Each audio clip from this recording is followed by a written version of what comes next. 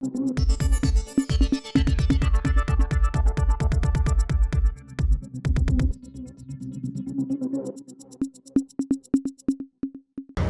அரசாங்கத்தினுடைய கல்வி ஆராய்ச்சிக்கான கவுன்சில், அதாவது NCERT-னுடைய 7ஆம் வகுப்பு பாடப்புத்தகத்திலிருந்து முகலாயர்கள் பற்றியும் சுல்தான்கள் பற்றியுமான பாடங்கள் நீக்கப்பட்டிருக்கிறது.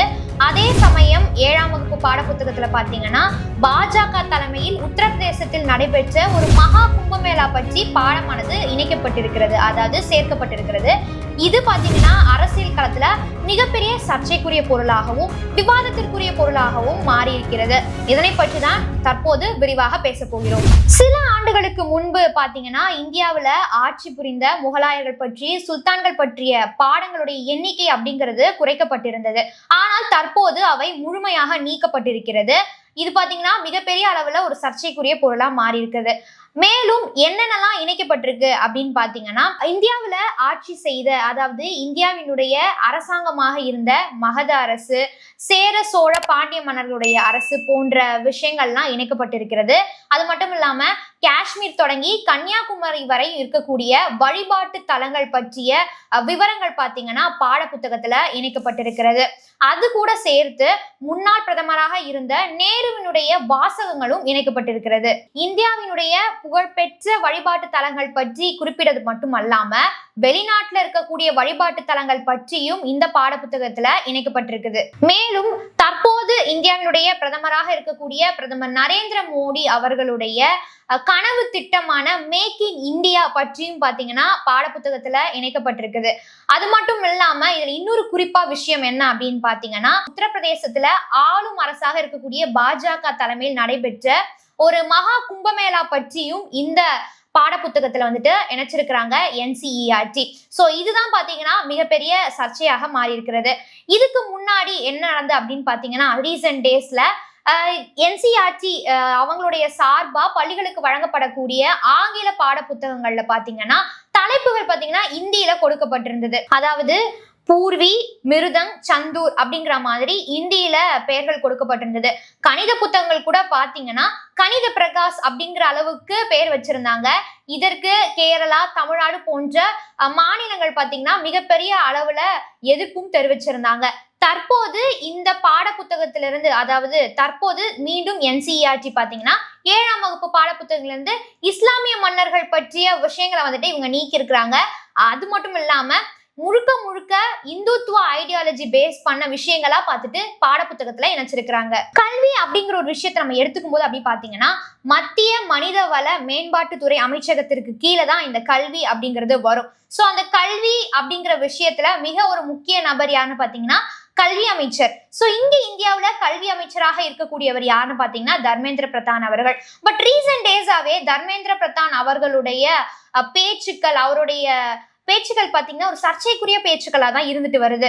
சோ பேசிக்காவே நம்ம பிஜேபி அப்படின்னு எடுத்துக்கும் போது ஒரு சர்வாதிகார டோனை மெயின்டைன் பண்ணக்கூடிய ஒரு அரசாங்கமா தான் பிஜேபி அரசு வந்துட்டு செயல்பட்டு வருகிறது. குறிப்பா மோடி, அமித்ஷா, நிதி அமைச்சர் நிர்மலா சீதாராமன் இவங்க எல்லாமே பாத்தீங்கன்னா சர்வாதிகார டோன்ல தான் பேசுவாங்க. தற்போது அந்த பட்டியல்ல பாத்தீங்கன்னா தர்மேந்திர பிரதான் அவர்களும் ரீசன்ட் டேஸ்ல அவர் பேசின சில விஷயங்களுக்காக ஆட் ஆயிருக்காரு. குறிப்பா தமிழ்நாட்டுக்கு கொடுக்க வேண்டிய, தோராயமா சொல்லணும்னா 2500 கோடி ரூபாய் அப்படிங்கிற மாதிரி சொல்லப்படுது. அந்த தொகையை கொடுக்க வேண்டிய ஃபண்டை பாத்தீங்கன்னா கொடுக்கல. ஏன் கொடுக்கல அப்படின்னு தமிழ்நாடு அரசு கேள்வி கேட்டதற்கு, நீங்க வந்துட்டு மும்மொழி கொள்கையை ஏத்துக்கணும், இந்தியை ஏற்றுக்கொள்ளணும், அந்த சர்டன் பிரின்சிபல்ஸ் எல்லாம் நீங்க அக்செப்ட் பண்ணா மட்டும்தான் உங்களுக்கு நிதியானது கொடுக்கப்படும் அப்படிங்கிற மாதிரி பாஜக தலைமையிலிருந்து தெரிவிக்கப்பட்டிருந்தது. இது பாத்தீங்கன்னா ஏற்றுக்க முடியாத ஒரு விஷயமா இருக்கு.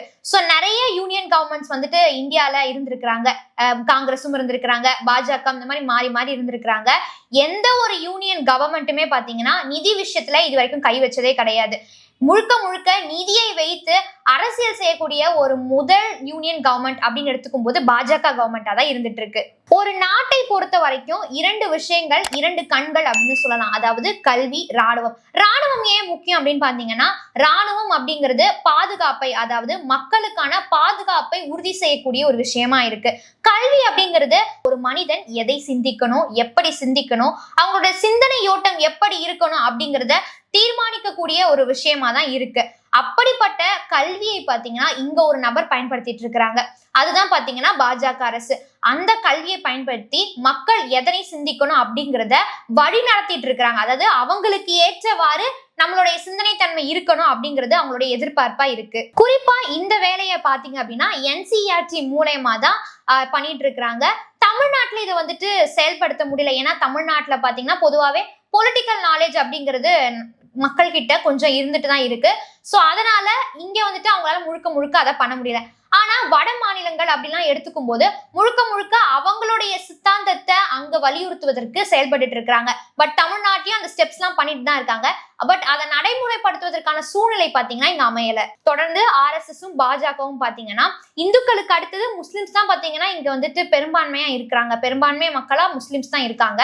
சோ அவங்கள தொடர்ந்து ஒரு தீவிரவாதிகளா இவங்க வந்துட்டு போர்ட்ரேல் பண்றது அப்படிங்கிறது ஒரு தவறான விஷயமா இருக்கு. இதை ஏற்றுக்க முடியாத ஒரு விஷயமா தான் இது இருந்துட்டு வருது. முழுக்க கல்வியை ஒரு டூலா பயன்படுத்தி புதிய வரலாற்றை உருவாக்குவது, ஆல்ரெடி இருக்கக்கூடிய வரலாற்றை அழிப்பது அப்படிங்கிறது கண்டிப்பா ஏற்க முடியாது. இப்படி பண்றது அப்படிங்கிறது மிகப்பெரிய ஒரு தவறான விஷயமா தான் இருக்கு. இந்த மாதிரி கல்வியை ஒரு டூலா யூஸ் பண்ணி மதம் சார்ந்த ஐடியாலஜியை திணிக்கிறதோ அந்த மாதிரி விஷயங்கள் பண்றதோடைய விளைவு என்னவா இருக்கும்னு பாத்தீங்கன்னா, அதாவது ஸ்டூடெண்ட்ஸ் மத்தியில பாட புத்தகங்கள் வழியா திணிக்கிறது அப்படிங்கிறதுடைய விளைவு என்னவா இருக்கும்னு பாத்தீங்கன்னா, இஸ்லாமியர்கள்னாலே தீவிரவாதிகள் தான், இஸ்லாமியர்களை வந்துட்டு நம்ம சக மனிதர்களா பார்க்க கூடாது அப்படிங்கிற ஒரு எண்ணோட்டம், ஒரு கண்ணோட்டம் அப்படிங்கிறது இப்ப இருக்கக்கூடிய ஸ்டூடெண்ட்ஸ் மத்தியில விதைக்கக்கூடிய ஒரு செயலா தான் இருக்கும். இது ஃபியூச்சர்லயுமே இப்படிதான் இருக்கும். சோ இந்த அளவுக்கு கல்வியை வந்துட்டு ஒரு டூலா தான் RSSம் BJPயும் யூஸ் பண்ணிட்டு இருக்காங்க. அதாவது இங்க பாத்தீங்கன்னா இந்துக்களுக்கு அடுத்து முஸ்லிம்ஸ் தான் பாத்தீங்கன்னா பெரும்பான்மையான மக்களா இருக்காங்க. அப்படிப்பட்டவங்களை தீவிரவாதிகள், இவங்க 2ஆம் கட்ட குடிமக்கள் அப்படின்னு சொல்றது தவறான விஷயமா இருக்கு. அது மட்டும் இல்லாம கல்வியை எப்படி பயன்படுத்தணுமோ அப்படி பயன்படுத்தாம பாஜக அரசு வேற மாதிரி ஒரு டோன்ல பயன்படுத்திட்டு இருக்காங்க. இதனுடைய விளைவு அப்படிங்கிறது இப்போ அவங்களுக்கு புரியாது. ஃபியூச்சர்ல தான் இது அவங்களுக்கு கண்டிப்பா புரியும். மேலும் இது போன்ற அரசியல் தகவல்களையும் செய்திகளையும் தெரிந்து கொள்ள நியூஸ் ஃபோக்கஸ் தமிழுடன் இணைந்திருங்கள். நன்றி.